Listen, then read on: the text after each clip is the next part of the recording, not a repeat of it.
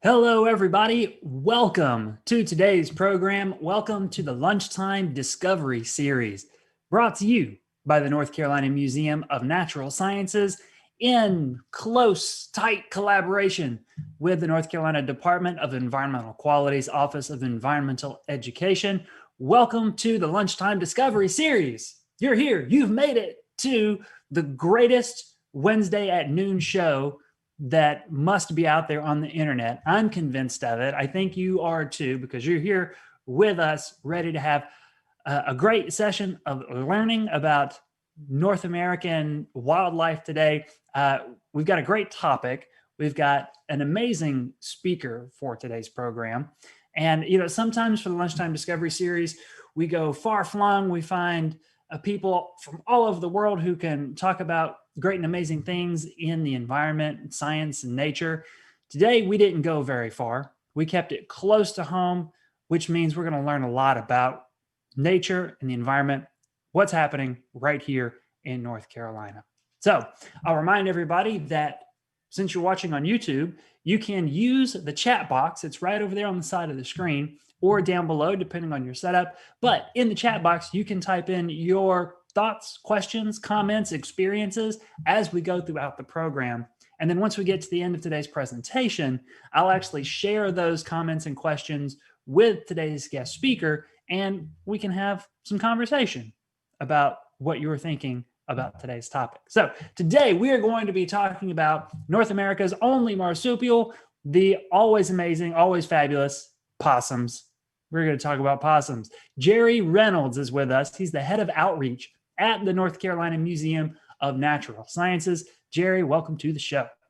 Well, thank you so much, Chris. I'm so glad to be here and talk about one of my favorite animals now. So looking forward to it. Now, those of us who are fortunate enough to be Facebook friends with you, Jerry, have been seeing the trials, tribulation, and exploits of possums over on your Facebook page for the last several weeks now. Yes, actually, I've been posting for several months since I've been watching this clan of possums behind my house. Well, I think it looks like we're going to learn a little bit about what you've learned from observing some possums.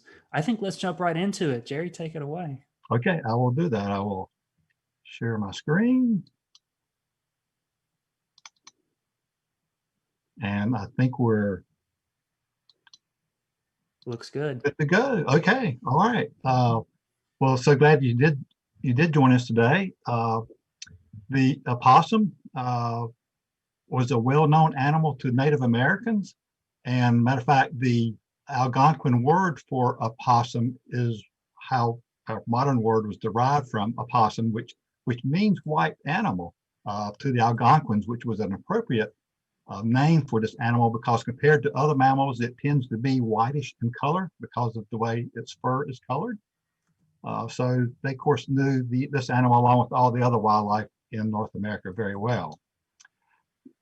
Did you know that Christopher Columbus discovered the opossum? This is something you might have not known. Actually, it was the commander of his ship, the Nina, that did actually capture the common opossum from coastal Brazil. It's not the same species that we have, but it's a very close relative. And they had never seen an opossum before. They actually had never seen a marsupial before. They didn't know what a marsupial was. And so they described the strange beast as a monster. And the description as translated was that the front of this monster resembled a fox, the hinder a monkey, the feet were like a man's, with ears like an owl, under whose belly hung a great bag in which it carried the young. So talking about carrying young in a pouch. So this opossum that was captured from Brazil was actually taken all the way back to Spain and presented to the King of Spain. Unfortunately, had passed away at that point, but it did cause a lot of interest about this strange animal from this new world that they had just encountered. Now, about 100 years later, Captain John Smith of Jamestown fame and Pocahontas fame. He helped, establish Jamestown in present state of Virginia, and he encountered the opossum too. And of course, this is he used the Algonquin name for it and translated it to his English. And so his description of this strange animal that they found was that an opossum hath a head like a swine and a tail like a rat and is the bigness of a cat. Under her belly she hath a bag wherein she lodgeth, carrieth, and sucketh her young. Again, they had never seen an opossum before. They'd never seen a marsupial. This was really strange that this animal was carrying young in a pouch in their belly. So again, a very strange animal that's being encountered here. Well, let me introduce you to the Virginia opossum, also known as the North American opossum, also known as Didelphis virginiana, or just possum. Virginia gets credit, and so they get naming rights because this is where the English first found the North American opossum. And the North American opossum is fairly common in a good chunk of North America. And it actually is fairly common in a good section of Central America, good chunk of North America. And it is our only marsupial. I know that you know that Australia has a lot of marsupials, over 200 marsupials, and even Central America, Central and South America have 100 plus marsupials. For North America, just this one. And the range has actually been growing since the Europeans settled North America. They've been moving northward, and they've also been established over here on the West Coast. They were actually purposely introduced and released in California, Washington, Oregon. And so they're doing actually quite well over there, although they were not there originally. Now, you may have heard rumors that this introduction was by Jed Clampett in the Beverly Hills area, but I want to assure you that it's totally unfounded. That has not been proven.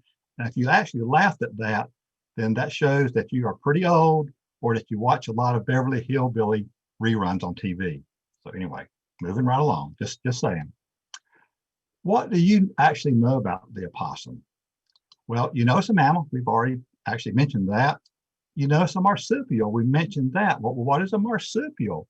Well, a marsupial is a group of mammals that have a marsupium. And a marsupium is a pouch. And they actually carry their young in a pouch. Now, not all marsupials still have the pouch that's functioning like this, but some do.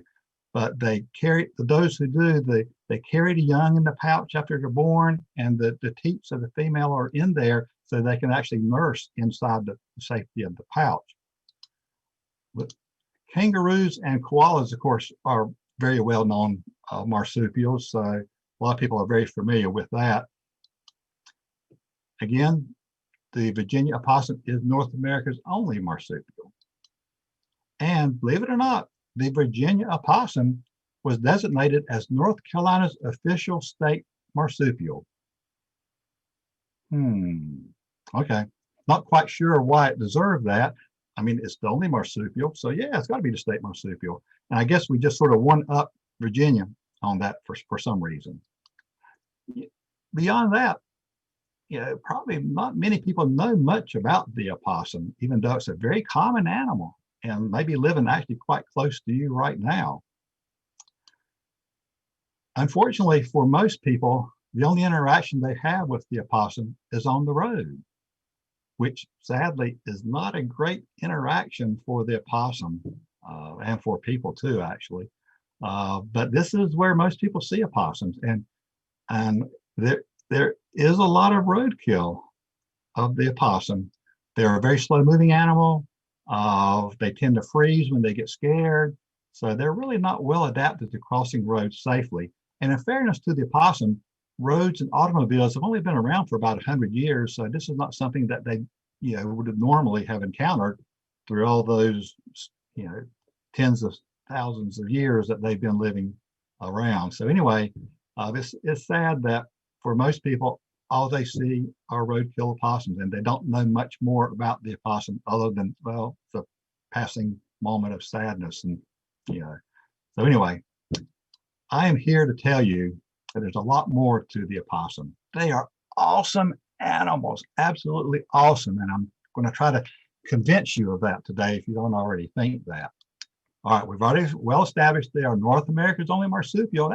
That's pretty cool for us here.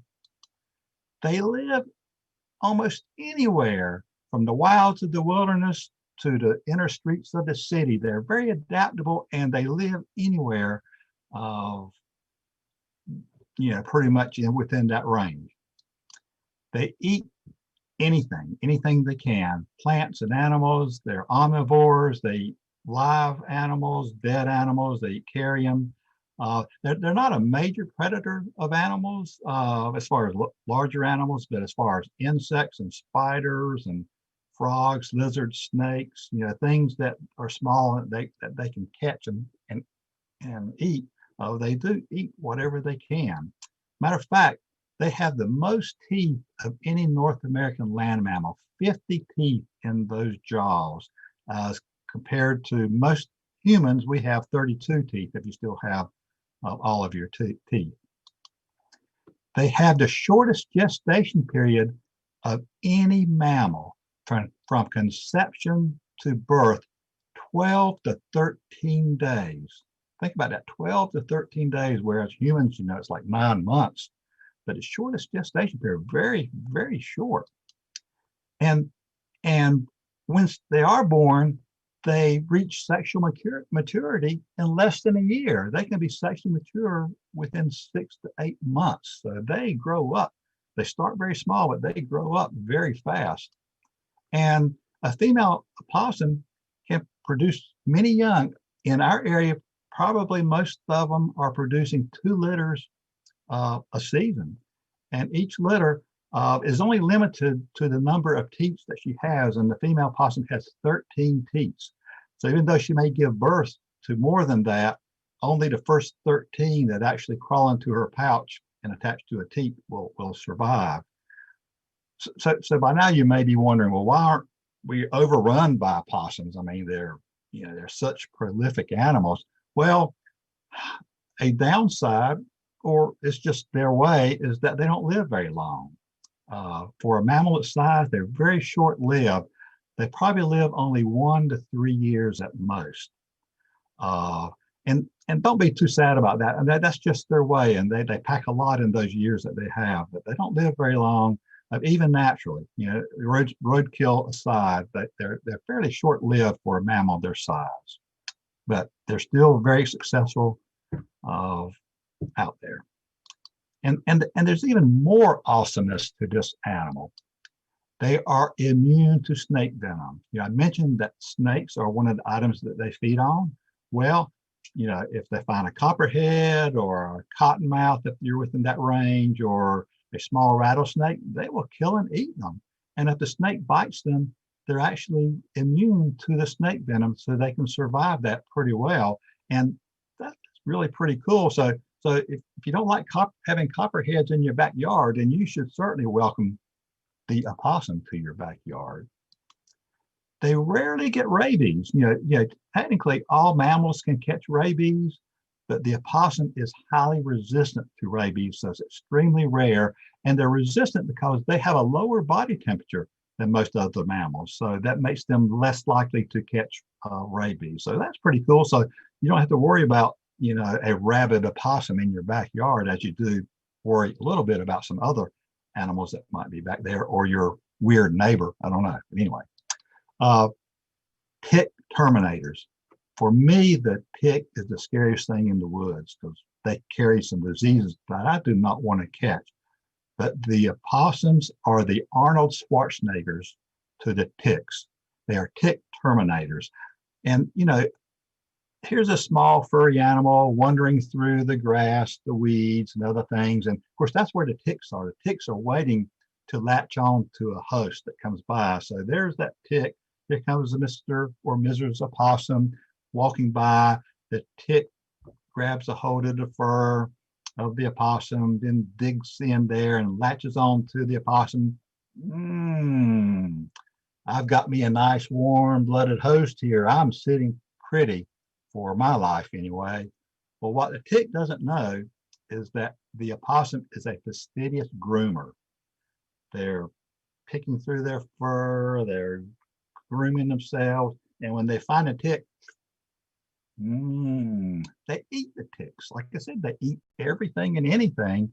And some research has shown that a single opossum can eat up to 5,000 ticks in one season. So that's pretty incredible. So if you don't like ticks, again, I hope that you are welcoming by now the opossum to your backyard. They have a prehensile tail. What does prehensile mean? Well, that tail that makes them look like a rat is actually a fifth limb for the opossum. They can actually use that tail to grab a hold of things, which really helps them because they're very good climbers, and they can actually pick up things with that tail and actually carry them. So like monkeys. So they have a prehensile tail, which serves them in a lot of different ways. So that's really, really awesome that they have that. If you look at the feet of an opossum, they look like hands, and they actually look like they're walking on hands, which sort of makes them slow. They can't run very much, but they literally walk on four hands. And if you look at the rear feet, they have an opposable thumb, just like we don't have an opposable thumb on our feet, but we do have on our hands. So that again helps them in climbing and manipulating things. So it really makes them able to do a lot of things. We talked about the females carrying the young in the pouch. Well, there's a point where those young get too large for the pouch. So at that point, the young will crawl out of the pouch and actually hang on to her back. And she will carry them around until they get too big and then they need to go off on their own. So it's really cool that they do this. I mean, these mom possums, they are really hardworking mothers. They really do a lot to give their young a chance in the wild. Well, they play possum. They invented the term playing possum because that refers to when an opossum encounters something that is very fearful to the opossum, they literally freeze and faint. It's mostly an involuntary reflex to fear, so they faint and appear to be dead. And if a predator is trying to eat them, then perhaps the predator will stop trying to kill the opossum if it thinks it's already dead. And that may give the opossum an opportunity to get away from that predator. So again, they play possum, which is the origin of the term playing possum. So I hope that you agree with me that they're really cool animals, totally awesome. Now all of this, you can read online and look all this stuff up. You can read in a book. And you do remember what a book is, right? Okay, I just want to make sure. But anyway, all of this information is out there that you can find on your own and even more information. So they're really awesome animals. Now I need you to pay close attention at this point, okay? Just want to make sure we've got the room to ourselves. Can you keep a secret? This is real important because what I'm about to share with you, you're not going to read in most books. You're not going to find online. Well, at least not until the recorded version of this talk goes online. But anyway, this is top secret information, so I'm hoping that you can keep this confidential. Now, the reason why I know all of these secrets about the opossum is that I live with opossums. They are among my closest neighbors. I live in a rural area of Johnson County. And matter of fact, this is my house right here. And I do have human neighbors around me, but back here, this is the home of the opossums. And matter of fact, I've circled a couple of their bedrooms, which I've labeled as Possum Hole 1 and Possum Hole 2. And this is less than 300 feet from my back door. So yes, I have a close relationship with my close neighbors, the opossums. So what I've learned is from that close relationship. Now, this is Possum Hole 1. And this hole, this cavity was actually created by a storm, perhaps Hurricane Fran. This is a large white oak tree with a smaller sourwood tree. and a windstorm actually pushed the tree partially over. The tree didn't fall, but it leaned enough that the root mound lifted up and created a cavity underneath there. And so that created an opportunity for an animal to start using that as an animal burrow that it didn't actually have to dig itself. So I labeled this one as possum hole 1. And then possum hole 2 is about 100 feet away. And in this case, it's a tulip tree that has more of a lean. Matter of fact, the only thing that's holding it up is another tree. But anyway, it's still up, and it, again, created an opening underneath that root mound that animals were able to adapt as a burrow. Now, I've been using a trail camera in the woods behind my house for many years. Matter of fact, I've participated in some of the museum's citizen science e-mammal research projects. And in addition to that, I've just been moving the camera around just because I'm just curious to know what's living back there. Because a lot of things that may be happening even behind your house, and you don't even know who's back there. So just to satisfy my curiosity. And over the years, I've seen most of the common mammals, deer, foxes, raccoons, opossums, so I've seen them regularly. So just pretty much what you would expect to find in basically Piedmont of North Carolina.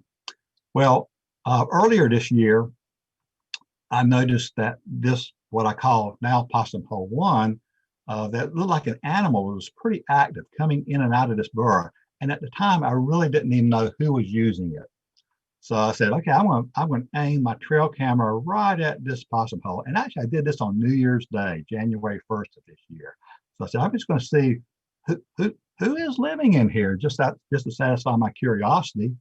So I set it, and with trail cameras, you usually go back in about 2 or 3 weeks, retrieve the memory card, and then see who was living there or who was coming by anyway.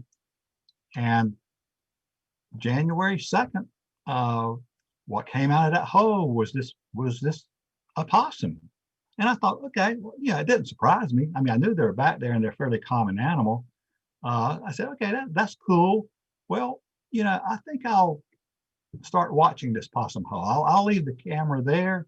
Let me just see what this possum does. And I decided to put it in video mode because I didn't want to just see the possum, coming and going. I wanted to see if it did anything. In that 20 to 30 second video clip, I wanted to see if the possum did anything other than coming and going out of the hole. So I said, okay, I'm gonna follow this possum for a while. So I am very pleased to introduce you to Mr. Bighead. He is the opossum that came out of that hole, and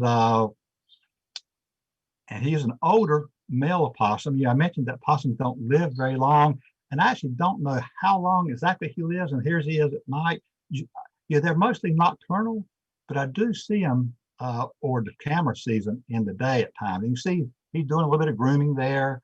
And I judged him to be an older possum because he just looked like an older possum. And he walked like an old man.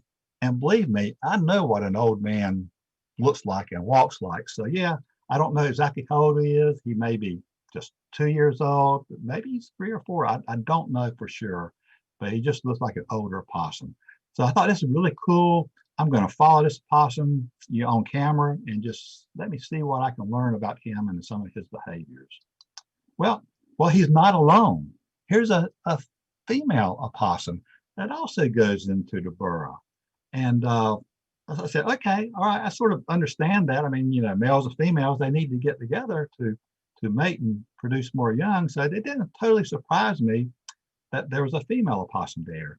Now, opossums are largely solitary animals, so they sort of live by themselves. Of course, males and females need to get together. But other than that, they're pretty much all by themselves. But it didn't totally surprise me that we were going to have a female in the picture. And this is a female going into the other possum hole. So what I found is that they're not just using that one possum hole, they're using this other hole too.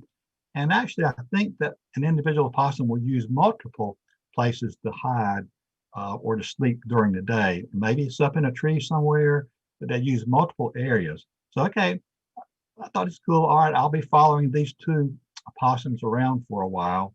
Well, that didn't really happen because, as it turns out, I have a passel of opossums living in the woods behind my house. And a passel is a correct term for a group of opossums, just in case you were wondering that. I didn't just make that up. And it's turned out that I ended up following 8 opossums in the woods. And I'm sorry I didn't get any more creative in the naming the opossums, because I really didn't expect I was going to be following so many different opossums.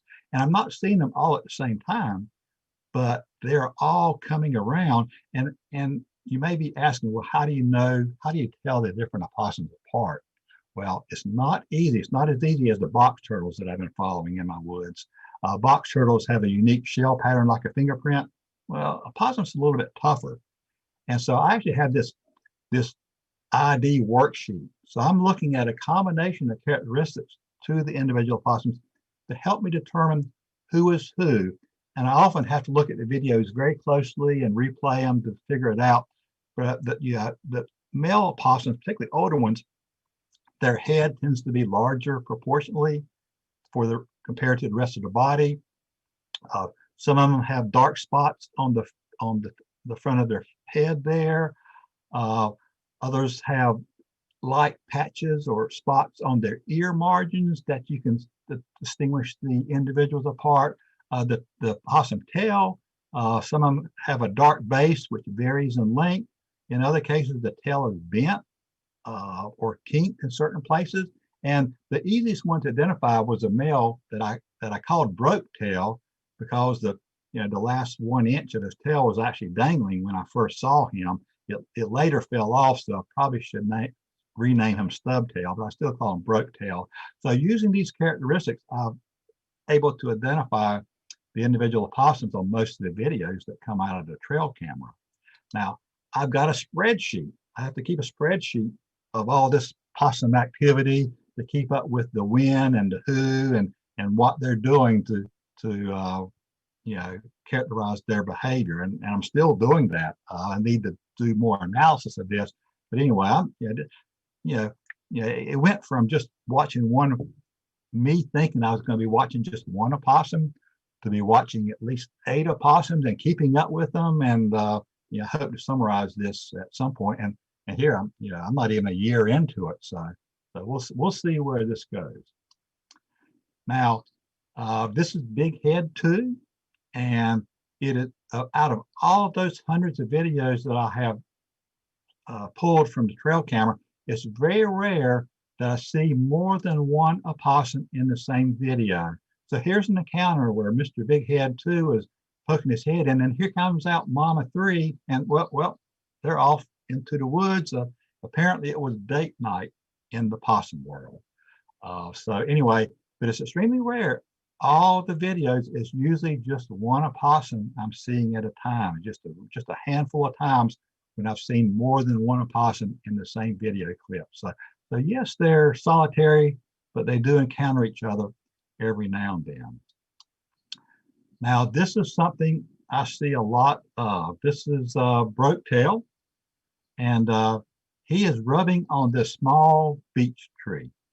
And the reason why he's rubbing this tree, and he rubs the tree, he'll rub the ferns, he'll rub the moss around the edge of the hole, he is scent marking.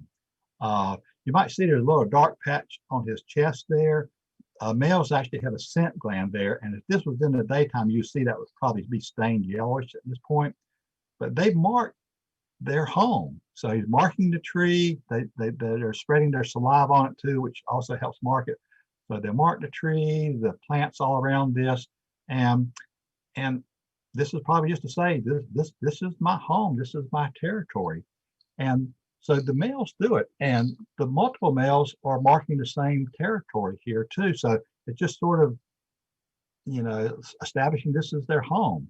Now the females, they come along and they like to rub their bodies on what the male has been rubbing their bodies on. So I don't know if the female actually produces a scent on her own. She doesn't have the glands as much as the male does, but they certainly come around and mark their or at least rub their bodies where the male has been. So maybe they're picking up the odor of that smell. And this maybe this is establishing this porch area of the possum hole as sort of a community center, because even though I don't see those opossums in the same photo at one time, they all come by here. And yeah, I know I'm running a little bit long, so I hope you didn't catch that yawn there. But this is like a community center. So all these opossums are coming by here, even though they're not going into the hole. They come by and visit just to see what's going on. So it's really cool. Now, this is Momma too. And you might notice that, well, one, she's going to be rubbing on this fern. I mean, she rubs on this fern a lot. She actually is rather fond of this fern. But what you will notice is that, she's a little poochy looking. She's got a fat belly there. Well, I mean, this is in April, and she's got a litter of joeys, young opossums, in her pouch, and they're getting big enough at this point that you can see the pouch. So yeah, and this is probably her first litter of the season. They have like an early spring litter, and they'll have a late summer litter too to get into for the year. So anyway, yeah, she's well on her way with her first litter. Oh my gosh, what in the world? What's wrong with this possum?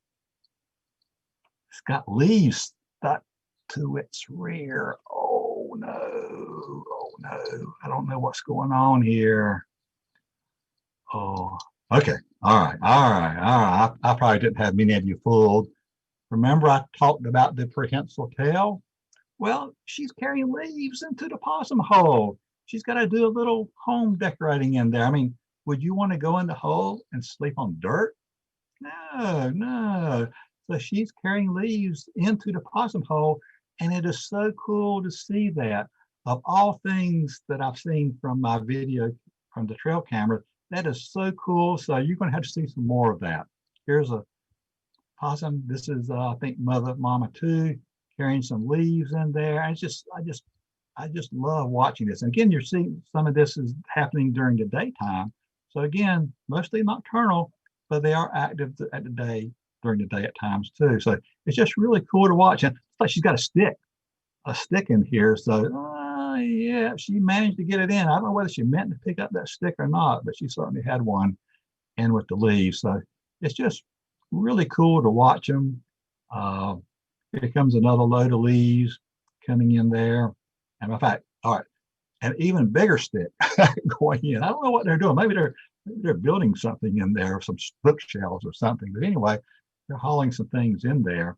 And it's not just the females. This is Mr. Big Head One, a male. He's carrying leaves in there too. So this, decorating the apartment, if you will speak, is not just a female activity. The males do it too. And this is Mr. Broketail. So even though he lost the tip of his tail, his tail is still very functional. So he also is bringing leaves in there. And of course, this is a compilation from different times just to show you. And look at this. This is a female bringing in leaves and a mushroom. There's a mushroom right there. Now whether she meant to grab the mushroom or just happened to be there, I don't know. Maybe it was a midnight snack. I'm not sure. But anyway, I just thought it was pretty cool to see that. Now, it's not just the opossums that are coming by here. We have visitors. Gray fox comes by regularly, a red fox every now and then. Coyotes, yes, we have coyotes there. And here's a pair coming by. The first coyote got spooked by the trail camera. Apparently it could detect it. Raccoons, oh yeah, particularly this mom and her 3 banditos, they're coming by all the time. They're getting bigger now, but they're coming by all the time. So it's pretty cool. Deer, everywhere. Everybody's got deer, and I've got deer behind my house, so they come by and hog the camera at times. All right, see if I can scoot it along a little bit there. Yeah, all right, hurry, move along. Okay.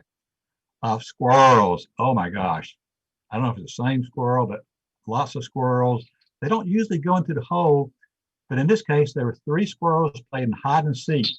So that made a sort of a fun thing for them to do. There was no possums in there at the time, but they certainly were using it. This year, the first time I've ever seen a groundhog or a woodchuck. So he came by a couple of times, checked out the possum hole, but then moved on, which I'm sort of glad of. And I haven't seen him since then. A box turtle. I've been tracking box turtles in those woods since 2008. And in fact, I first saw this box turtle in 2016, and I was able to identify them because of that unique shell pattern. I'm up to like 40 some individual box turtles in my neighborhood so far. Birds. Of all the birds that visit, the Carolina wren is one of the most frequent visitors. They like to sing, but they also like to pick up insects and spiders and all from around the outside of the possum hole here. So yeah, we do have birds there. And yeah, so the list is a pretty respectable list of visitors that come to the possum hole. And again, they're just coming by. I don't think that there's any attraction to the hole because of the opossum. I think that these possum holes are sort of a corridor of wildlife back there. So lots of visitors. And this year, there was an Easter surprise. There was a special visitor that showed up at Easter. And this is, I think this is Momma 2 going into the burrow at 10 o'clock in the morning. A little late getting in. She must have had a big night last night. But when she comes out at 6 o'clock, the Easter bunny is there paying her a visit. So that was a pretty cool Easter surprise. And I couldn't ever quite make out what they were saying, but I think they exchanged a few words there. So lots of cool visitors to the possum hole. Oh my, did you see how big she was? I'm going to back that up a minute. Look at, there's even a little possum hanging outside her pouch. Oh, this is in April. Oh, and this here's one in July. Look at how big that pouch is. She has got a lot of joeys in there. Have no clue how many, but yeah, you can see. And again, this is showing that there was an April, early spring, and now a summer litter of this group of female possums. She can barely get out of that hole, and I'm actually going to freeze it right there.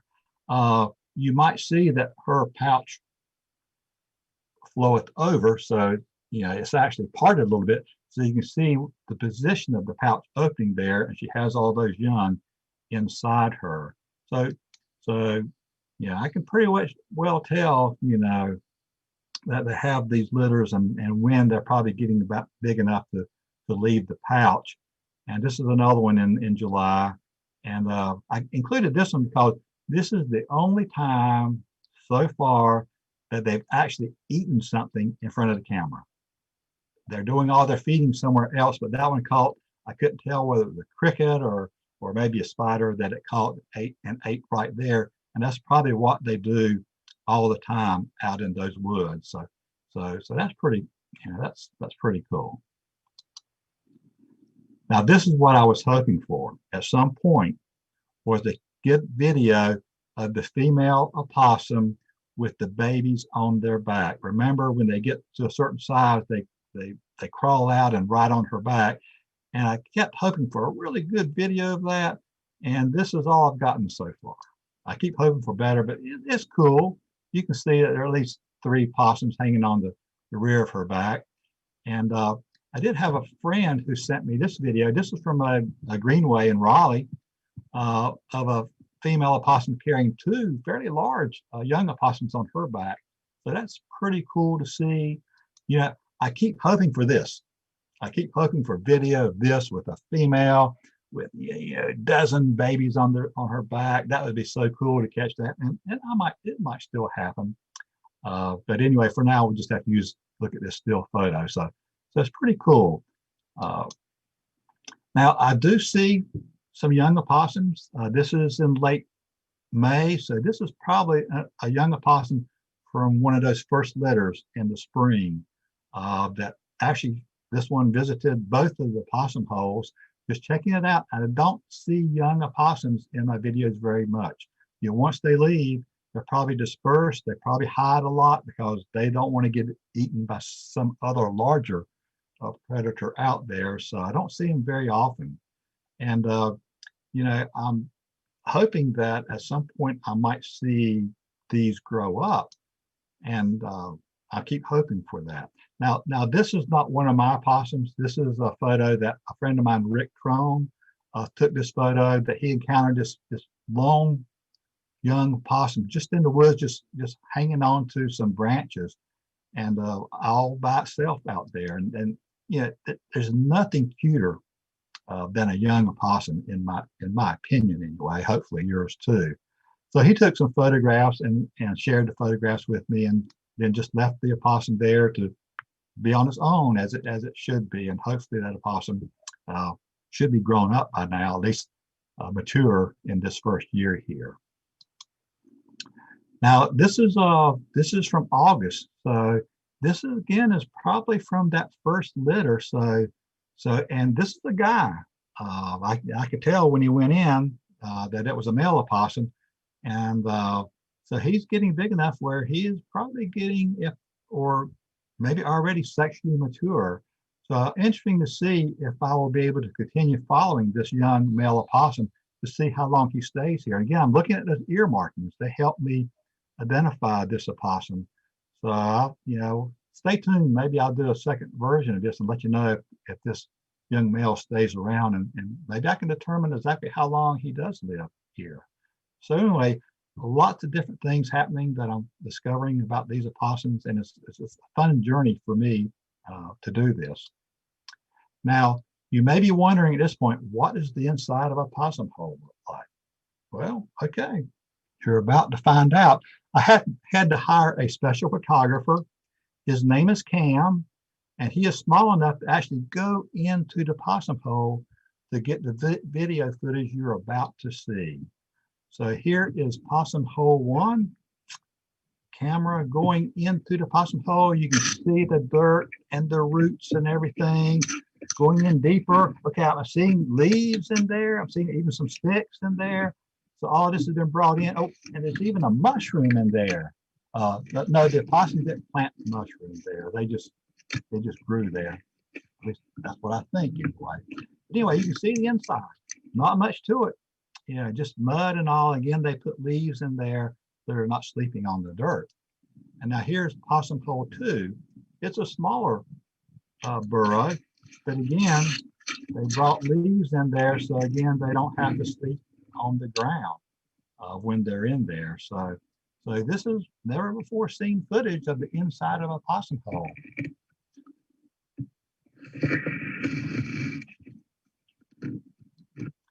Now, this is how I really filmed this.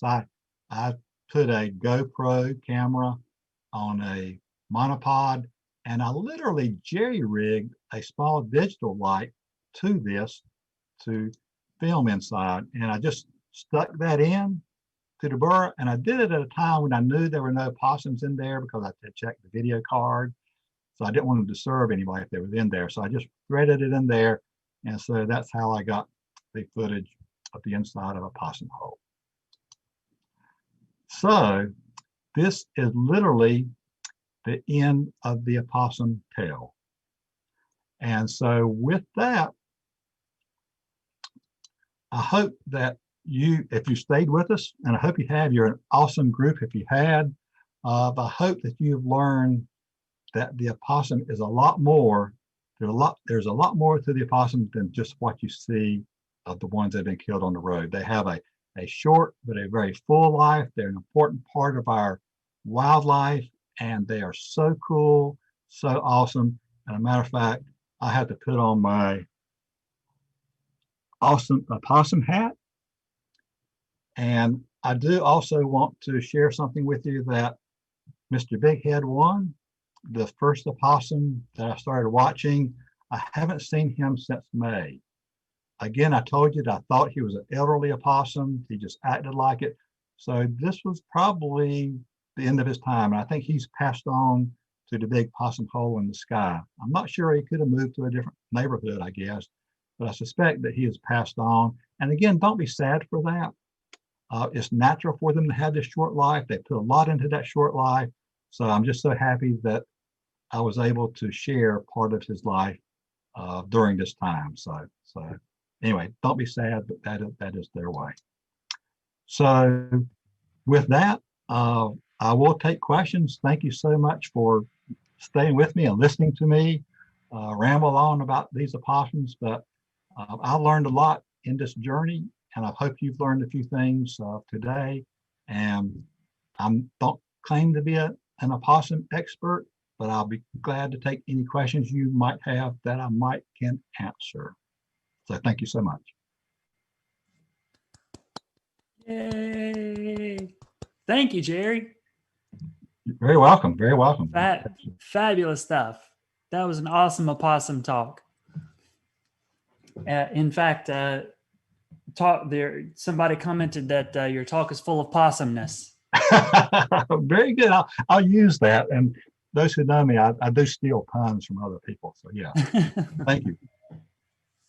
So I'll remind everybody who's watching, we've got several minutes remaining. So drop your questions and thoughts into the chat box. I've got them pulled up here so that I can share them with Jerry. And that's what we're going to do now. The first question that I have here is from Sandy. Sandy knows that possums are immune to snake venom, and you taught us that as well in your talk. Right. How about newts and flathead worms?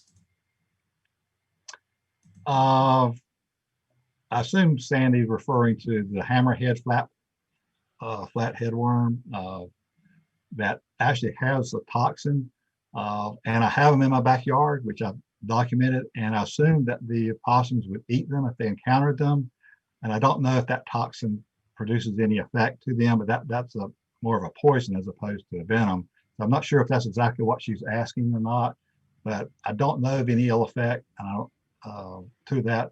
The hammerhead worm is an introduced species. It's a predatory flatworm that preys primarily on earthworms and stuff like that. So I think the opossums would eat them, and I don't know if there's any ill effect or not. Okay, interesting. Might have to do some more research on that one. All right. Carol wants to know if they can hang upside down from their prehensile tails. Well, it's actually, some people think that they sleep by hanging upside down with that prehensile tail. That is a myth. Unless they're a fairly small opossum, they couldn't hang by their tail for any length of time, so they don't do that. That prehensile tail is more for a fifth limb to help them in moving through the trees and the branches and all. And just for a brief time period, they may actually hang from the tail, but that's just to give them another purchase with their foot or something. So it would probably be pretty rare to find one hanging from their tail for any length of time. And we don't believe that they really do that. I was working for an organization once that was rehabbing orphaned infants. And when we would handle them, they would wrap their tail around your fingers or wrist, but they never hung. It was sort of like just that extra hold for security as they moved around.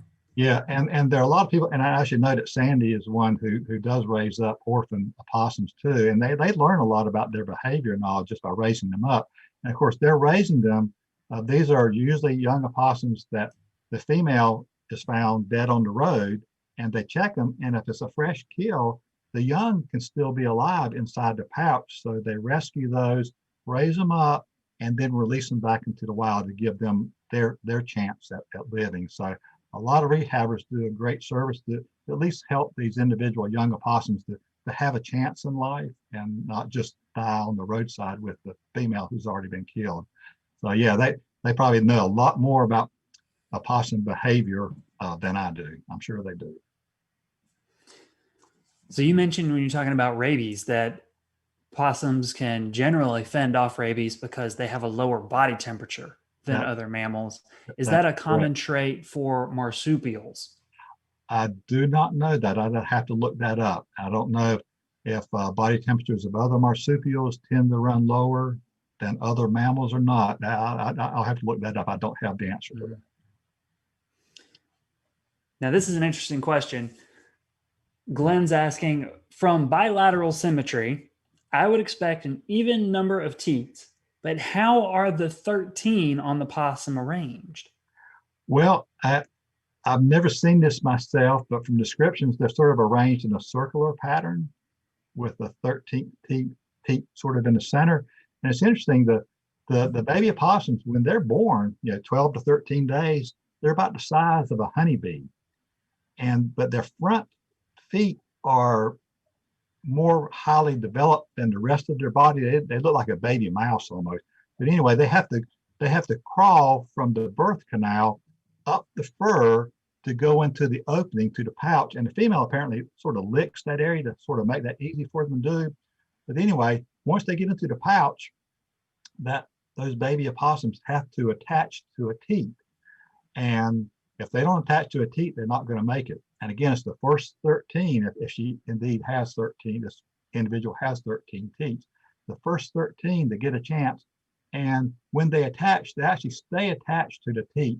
Their mouth sort of grows around the teat. So it's not something that they, like other mammals, that they just suckle. They actually are attached for a good time period to ensure that they're continuing to get the mother's nutrition through her milk until they're big enough to not do that. So really interesting life strategy that the marsupials, that the opossum has taken. So really cool. But yeah, why 13? It's their lucky number, I guess.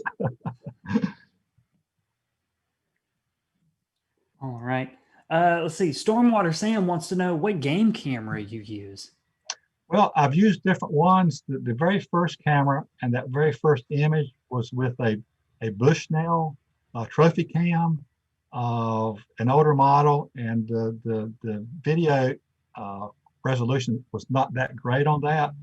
I borrowed some cameras from the museum, which are Reconics, and so they have a higher resolution video. My camera of choice right now is a Browning trail camera, one of the higher end Brownings, which still doesn't cost as much as the Reconics, but the video quality is high definition and it's pretty good video quality. So most of the video that I chose was from later in the year after I had a Browning trail camera, and I think it's the Strike Force something camera. But if someone really wants to know that specific model, which currently is the one I'm recommending, they can send me an email and I'll be glad to give them the exact model number. Yeah, but it's good to know, like there are so many models out there with all kinds of various features. So folks can really just sort of look around and you can find one easily within a variety of price ranges and features that would suit just about anybody's needs. Yes, and those Brownings are less than $200. So, Mm-hmm. so they're not real expensive. And just pay attention to the features that you want and to the quality of the video if that's what you want, and then read the reviews to see what other people say about it. All right. Let's see. This comment, my son wants to know if opossums even blink when they're playing dead. I do not know. I actually have never seen one myself playing dead, so I don't know what they look like, whether they have, I'm guessing they have their eyes closed, but I don't really know. Good question. I may find out one time. And yeah, if I find one in the woods, I don't really want to scare it. And I actually have never seen an opossum in my woods with my own eyes. I'm only seeing them through the trail camera. Many years ago, I did have a young opossum get into my garage, and I just grabbed him sort of by the back of the neck and put him back out in the woods. But yeah, I've never seen one play dead. I don't know. Good question. What are their predators other than cars? Well, cars are, of course, a big cause of their mortality. They also are subject to internal parasites, which make their health go down, and they have probably a rough time in the winter. They don't like cold weather, and they don't do cold weather very well. They don't hibernate, but they may stay holed up in that possum hole for a while. So as far as predators, coyotes certainly will kill and eat an opossum. Foxes will do the same, particularly young. the young opossums are probably more likely to be preyed upon by foxes and owls and other birds of prey. But it's really believed that mortality is, a lot of it is, you know, dying of old age, which is not very old for them, and roadkill if they do live in an area where their home has a road in it. I think my opossums are okay on the road because, you know, I've never seen a dead opossum in my neighborhood, and there's no roads near us with high traffic on it. So unless they wander far away from the woods behind my house, they're probably okay from roads. And the coyotes are probably the biggest problem for them, and they only come through occasionally. So it's probably not a huge problem, and they're pretty good at hiding. All right. Our last one, the possums that we met through your trail cam videos were using these upturned roots and holes that were sort of made on their own. Do possums ever dig their own burrows? I doubt it. I mean, you saw their hands. Their hands are made for holding on to things. They're not really great for digging. I think that they're finding existing holes. And when I walk through the woods back there, I've been walking through those woods a lot lately. There are a lot of other trees that are leaning that have similar mounds underneath them. So there are a lot of places where any animal could take advantage of that. And also they're great at climbing. So they're climbing up into trees, in tree hollows. So they use a variety of places, and perhaps this one opossum uses a number of places during its time in those woods to sleep during the day and to hide or shelter from cold weather when winter gets here. So I don't think that they would do very much digging on their own. They may do a little bit of improvement. And of course, you saw that they will furnish the hole. They'll bring leaves in and, you know, lay it out on the side. But as far as digging, I would say no. A long way of saying no. All right. Well, that about wraps it up for us. Jerry, thanks so much. You're most welcome, and it's been my pleasure to share what I know about opossums, and I encourage you to learn more on your own. And maybe we'll come back next year and do this again and see if I've learned anything else differently from next year. So anyway, it's been my pleasure. Thank you so much for joining us. Yeah, it's always great to have you on for this program because you get great photos and videos of wildlife just right in your backyard, even though you live in a little bit more of a rural area than maybe folks living right in Raleigh. But still, to see the variety of wildlife in the creeks and in the woods just right there behind your house is always exciting. And I do enjoy that. Thank you. All right, everybody. Hey, we'll be here next Wednesday once more at noon for the next Lunchtime Discovery series. You can follow the Office of Environmental Education on Twitter. They're at North Carolina EE, and you can get updates about upcoming programs that they've got going on. You can also check out their website, which I believe is eenorthcarolina.org, but you can just give a Google to Office of Environmental Education in North Carolina, and that'll get you where you want to be. There you can see the schedule for upcoming programs. You can also follow the museum. We're on social media too. We're on Facebook, Twitter, and Instagram, all three as at Natural Sciences. And you can find all kinds of great science and nature content to hang out right there. Oh, and I should say, since you're here on the museum's YouTube channel, you can subscribe to us, click the bell to get notified. And the next time we're doing a live program, you'll get a notification to come and join us and hang out and learn something new from experts all around, from far afield and from right next door, like Jerry. So thanks everybody for tuning in, and we'll see you next time. Take care and stay safe, folks. Bye. Bye-bye.